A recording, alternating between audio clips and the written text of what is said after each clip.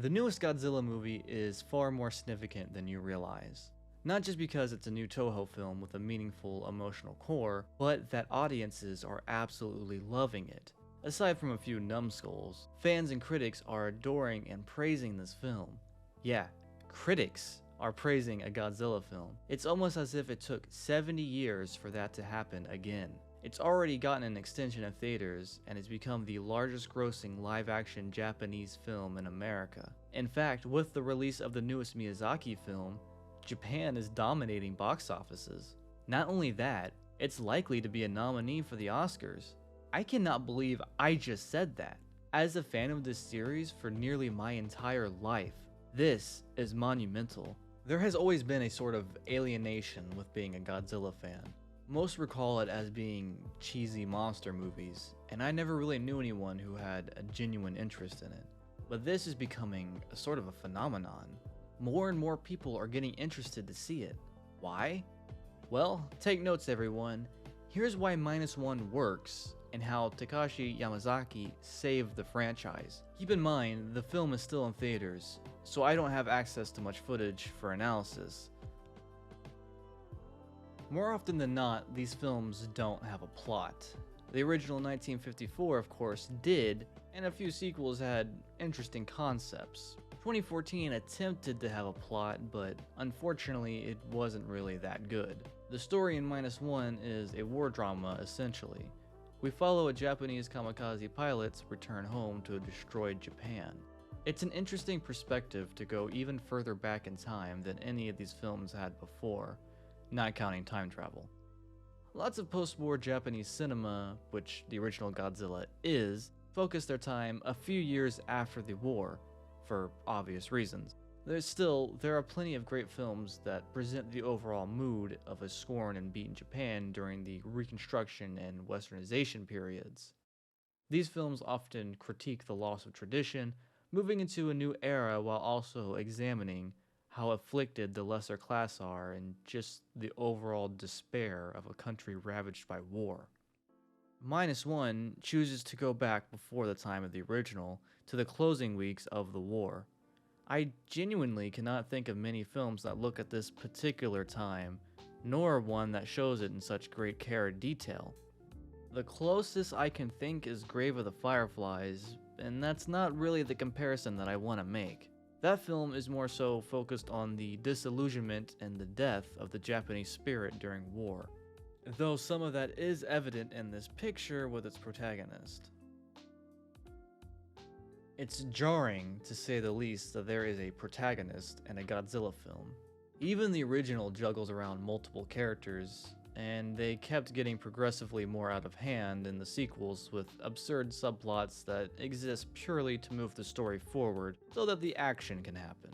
2014 attempted to have a protagonist who is not that interesting. It felt like a press for patriotism in this newfangled American Godzilla, as we want to see our soldier boy get home to his generic family. Not exactly a unique plot. He also survives every encounter that he should have died, like Tom Cruise in War of the Worlds, and the only character that we should actually care for dies far too early. I'm throwing this out here just because there's bound to be someone who will argue that there have been protagonists before. There have been main characters and side characters, but this is the first protagonist.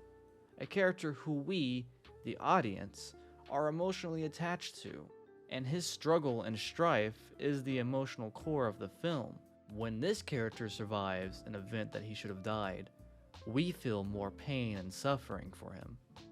He is a kamikaze pilot who has failed to commit his orders. Now, I'm not sure how many of you understand this or how many of you paid attention in history class, but that's a big no-no. A Japanese soldier was bound by his honor, going back to Bushido, to carry out his orders. Suicide for country was an honor. Now, I agree with Koichi that he did the smart thing, but not only does his fellow soldiers and last bit of family look down on it, he suffers from his own eternal guilt, survivor's guilt if you will. His own actions cost the lives of his comrades, and that brings in the most interesting change of Godzilla.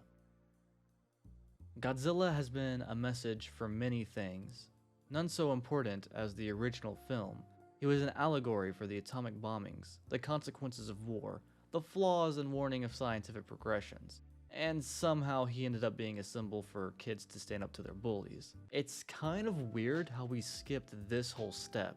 -1 goes back a bit and makes Godzilla more into an allegory for the trauma of war. You could dig even more personal and say the guilt of Koichi. It kinda ties into the same thing. This makes Godzilla the least sympathetic in this film. Usually we have something to latch onto with him, but here he is vengeful, angry, and very, very violent. Even more fascinating is that for once, we actually care for the human characters. We feel concerned for their safety. Part of the fun in watching Godzilla movies is the destruction, and seeing what goofy ways he can tear stuff up. In the original film, the destruction is horrific. We're seeing Japan, not even a full decade post-bombings, having built itself up quite nicely, being reduced back to rubble as humans are still meddling and playing with atomic testings. Even still, we never get a sense of danger for the main characters. It never feels like their lives are in danger. There's a sort of sense of security wrapped around them. We're more so focused on the danger of humanity as a whole. -1 is far more personal. We've got Koichi and his new family to worry for. To give an example on how this film plays with a trope in a new interesting way, minor spoiler warning. During Godzilla's rampage in Ginza, he approaches a train. Now, as a Godzilla fan, we know he loves to smash trains, so we feel a sense of excitement. Then we cut to see a character that we care for on that train. My heart sank. Such a mess of confusion swelled in me. My emotions were all over the place. That is when I truly realized the weight of these characters and how I genuinely feared for their lives. A feeling I cannot say that I've ever felt in the previous 36 films. As the original film gave us the terror of destruction, -1 gave us the heartbreak. Watching a soldier build a new life with his new family, rebuilding his broken home, and fighting his own trauma, just for the nightmare to come back in full force, to tear away his happiness he worked so hard for. It is such an emotionally understanding film, a well thought out drama that Godzilla desperately needed to save the franchise from becoming stale. Godzilla's physical appearance in this film also shows that bigger doesn't mean grander.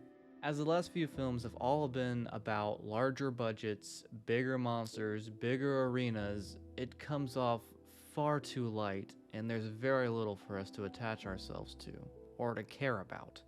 This is another form of enjoyment for some, sure, but it does not match the intelligence of -1. In making Godzilla physically smaller, he is grander than he has ever been before. There is a new era of Godzilla fans, thanks to the MonsterVerse, a series that completely misunderstands Godzilla, and that's including the fights. These films come off as fan fiction brain rot, lacking authenticity. It was apparent when Shin Godzilla came out and people were utterly confused. The unfortunate thing about Shin is that it's a brilliant political satire that was hard for Western audiences to understand. Even still, Shin had its fair share of issues that -1 cleans up quite nicely, particularly in its focus on better characters and making the story easier for global understanding through emotional attachment.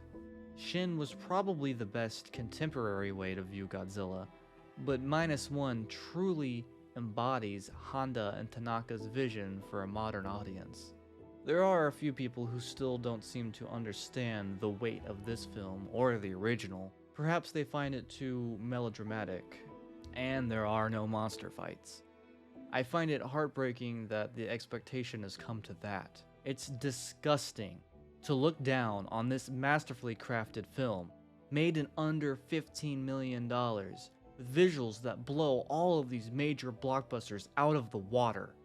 I still shudder at the idea of a CG Godzilla, but this is the best it's ever been. That goes to Yamazaki's history with visual effects, working on several live action and anime CG projects. which is also part of how he even got this job in the first place. His craft has shown true progression, with incredible attention to detail thanks to the new technologies given, which is mind-boggling how the new MonsterVerse movies still have digital bodies that look like PS3 renders. And people call me crazy for preferring the suits. A side note, I'd also like to throw some appreciation to the score. It was composed by Naoki Sato, who has worked on countless major projects including the live-action Kenshin films. He has given amazing OSTs, such as my personal favorite from Sword of the Stranger. But this is by far his best work. The entire score as a whole truly puts you into the movie. It never comes off as overwhelming, nor is it neglected. It perfectly accompanies the visuals on screen, being a delicately crafted blend of pure cinema. It's also perhaps the best use of Godzilla's theme, with another minor spoiler towards the end of the film. Godzilla's theme plays as the volunteers engage him in combat. The theme is used in an interesting manner where the more triumphant moments are given to Godzilla on the screen,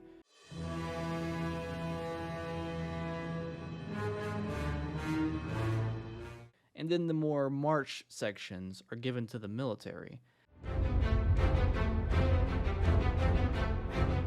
as if the theme itself was auditorially presenting their clash. Again, I cannot recall a time the theme had ever been used so cleverly. Kudos to the editing on this sequence. As much as I love Godzilla and how exciting it is to see a movie trying to be something bigger, it's the cultural impact that is truly groundbreaking. People are talking about this movie and comparing it to Hollywood, bringing into light how we can still make good films, even with popular titles that are meaningful without having to exploit it with ridiculous budgets and soulless projects. Yamazaki described the film as something that should be experienced, not watched. And that is the best way to look at this film. I think as a whole, we've sort of lost that standpoint with cinema as of late. It's easy to go see a movie, make memes about it, and give it a brief extension of life, then move on. -1 reminds us that we can still experience film. We can still emotionally connect. We can still think. Most importantly, when I was starting to lose faith in cinema this year, -1 swooped in and saved the day. And that's all from a Godzilla movie.